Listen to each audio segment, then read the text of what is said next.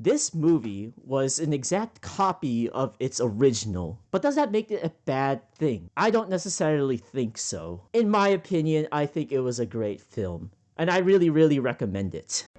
Okay, you could click off now. This is all you really need to know. From now on, I'm just gonna be talking about really minor details, really minor spoilers. They're kind of small though, so they're not really gonna affect your experience, but you've been warned. My name is Joey Tezrax, and today I'm giving you my review of the live action remake of How to Train Your Dragon. This film reminded me a lot about the zeroth law of thermodynamics, which in a mathematical sense states that if A is equal to B and B is equal to C, then A is equal to C.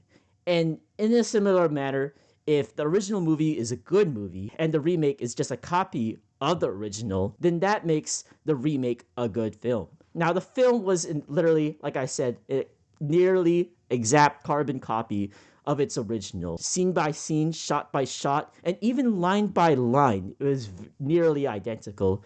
Now, because I watched the original movie at least like 20 times, I was able to even guess the lines that they were going to say in this remake. Not because it's predictable or anything, but because I watched the original so many times, I practically have memorized the original script. There are slight differences here and there, and they're very, very slight, very, very small. Only if only someone who would have like or memorized the original script could pick up these differences. So there aren't really any fundamental changes, I would say, that are in this film, other than, it being a completely different medium. It being in a new medium, in the live action medium, I don't necessarily think it's a bad thing. I know a lot of people say that, oh, like animated is better because, it's more artsy and stuff like that. And I honestly do have a preference for animated films. But this live action remake allows me to appreciate the story of the original in a different format. It's kind of analogous to listening to an artist's studio album and then listening to a live recording of the album. You can appreciate both and love both in their own respective ways. It's retelling of the same story in different mediums. And I think that's really cool. Now, I got to see this film in the biggest screen, the biggest IMAX screen in the USA, which is located in Manhattan, New York, in Lincoln Square. This screen was absolutely massive. I think it's about like 110 feet by 70 feet tall. But these numbers, they don't describe the feeling I felt. It was absolutely insane. The projectors were insane. The whole auditorium was just massive. And I just really felt like I was immersed in the movie just because of the screen. So I might be a little biased on that. I know most people won't be able to watch the film in such a big screen. Obviously, I was just essentially amazed about like the visual effects and stuff like that, especially since I was immersed in the film through this screen. Now, anyways, about the movie. The original movie had an amazing score. I love the score, and I've listened to the score sometimes, even just like on its own on Spotify and stuff like that. And I just really love it. John Powell, the composer, did a really good job, and I was glad to see that he returned for this remake. Now, because he returned, and also because I said that literally that the movie is literally an exact carbon copy of its original, the music was almost exactly also a carbon copy of the original. Many scenes were essentially the same. There were only few minor changes, which I felt like really improved the like the brassiness or like a really intense moments of the film. But I'd say the score didn't really change much. I mean, it was a great score. Nevertheless, the original film had utilized leitmotifs. Leitmotifs are essentially musical themes that are associated with some kind of idea in a story. In this case, there was a leitmotif for Hiccup, for Toothless, for Astrid, for Stoic the Vast, for the dragons, for the Vikings. And what they did in the original is that they scattered these leitmotifs all throughout the film in various variations to really enhance the story and just unite the entire story together in a really cohesive way. And they did it again in this live action remake, and I'm just glad that they did that. So I can't really comment much on the score because this review would be more of a review of the original film because it's really similar. But I'd say they kept the job going. Now that I talked about the score, which is obviously the highlight of the original film and of the new film, I'm gonna move on to the writing and the characters. Now, the writing and the characters, like I said, are expectedly the exact same as the original movie, with very, very slight differences that I think either make or break the original film. These small little changes, like I said, really, really small, come out as like little upgrades or improvements. And there are other things that are like sort of downgrades or disapprovements of the original film.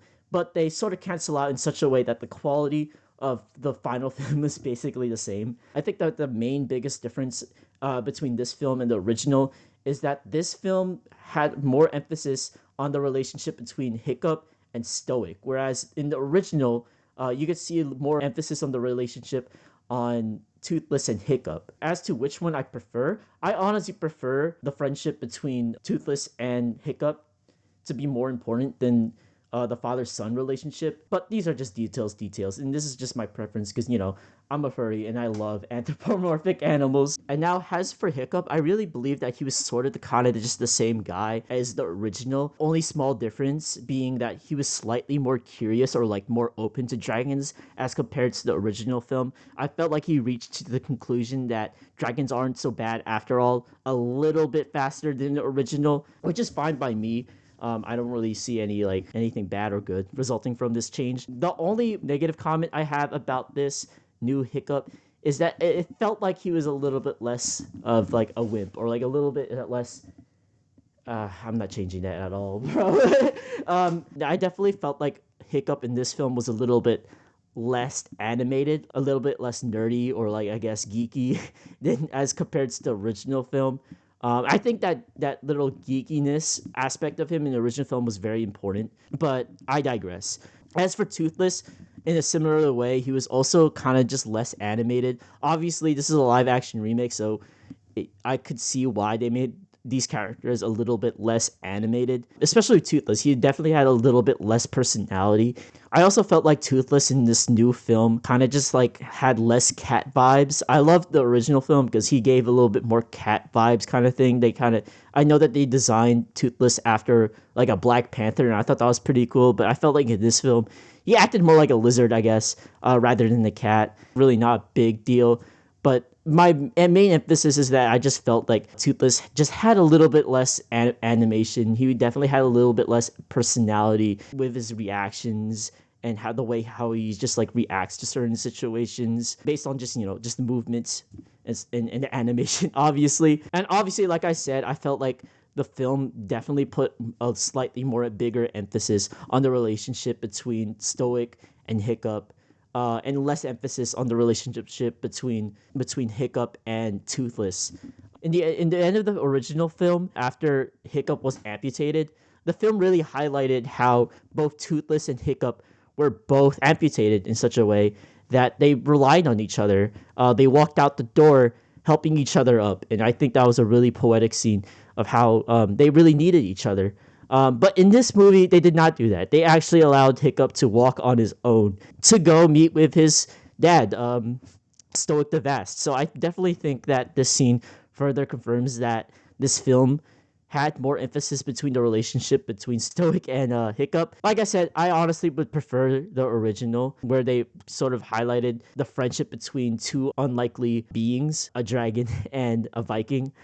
Whereas in this film, it was more of a father-son relationship type of movie. I prefer the original, but this one's also cool. Another character they slightly changed was Astrid. I think this is a definitely improvement with Astrid. In this film, I felt like they gave her a little bit more depth by including like a short little scene where she says that she wants to become the chief and Hiccup doesn't deserve to be one.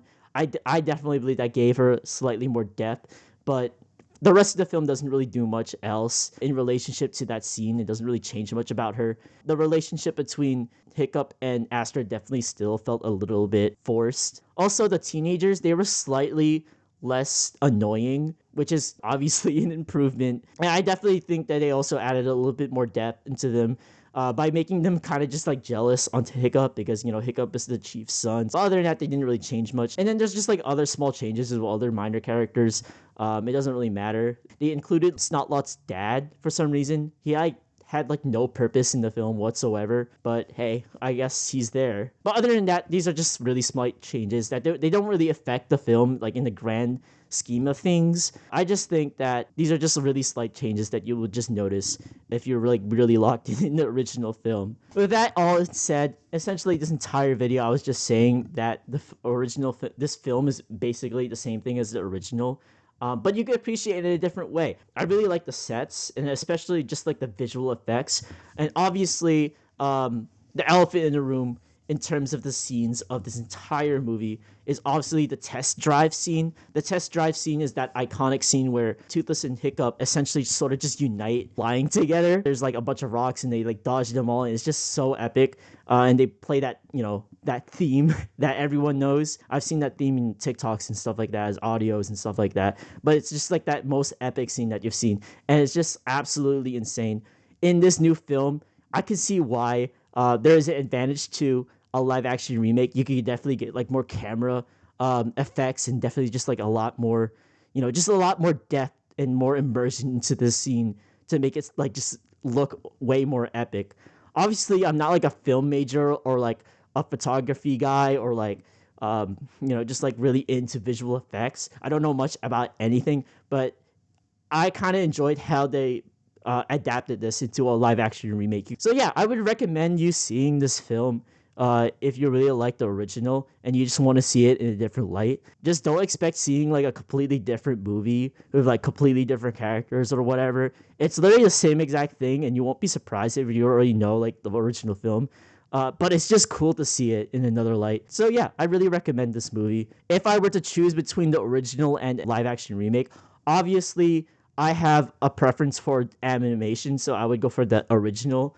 But I would not lose this remake. Anyways, that is my review. I hope you guys enjoyed. And well, goodbye. I don't know what to say.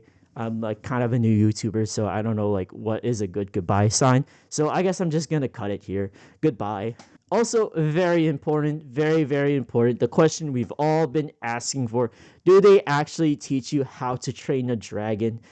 No, they don't. No, they don't. I actually just forget everything I said in this entire review and just throw that out the window because this movie is a terrible film.